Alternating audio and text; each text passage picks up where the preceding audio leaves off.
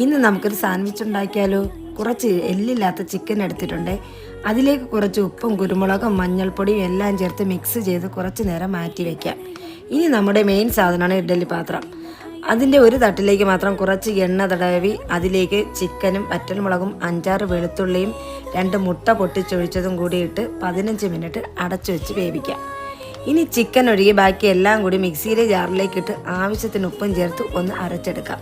കുറച്ച് വിനാഗിരി കൂടി ചേർത്ത് കൊടുക്കുന്നുണ്ട്. ഇനി കുറച്ച് സവാളയും ക്യാപ്സിക്കും ക്യാബേജും ഉണ്ടാക്കി വെച്ചിരിക്കുന്ന സോസും ചിക്കനും കൂടി നന്നായി മിക്സ് ചെയ്ത് എടുത്തിട്ടുണ്ട്. ഇനി ബ്രെഡിൻ്റെ സൈഡൊക്കെ ഒന്ന് കട്ട് ചെയ്ത് കളഞ്ഞിട്ട് ചീസ് ഉണ്ടെങ്കിൽ അതുകൂടി വെച്ച് സോസും വെച്ച് സാൻഡ്വിച്ച് മേക്കർ ഉണ്ടെങ്കിൽ അതിലും അല്ലെങ്കിൽ വേറൊരു പാനിലേക്ക് വെച്ച് ഇതിനെ ചൂടാക്കി എടുക്കുക. അപ്പോൾ ഓയിലൊന്നും ചേർക്കാതെ സാൻഡ്വിച്ച് ഇവിടെ റെഡിയായി വന്നിട്ടുണ്ട്. എല്ലാവരും ട്രൈ ചെയ്ത് നോക്കണേ. എൻ്റെ ചാനൽ ആദ്യമായി കാണുന്നവരാണെങ്കിൽ സബ്സ്ക്രൈബ് ചെയ്തേക്കണേ.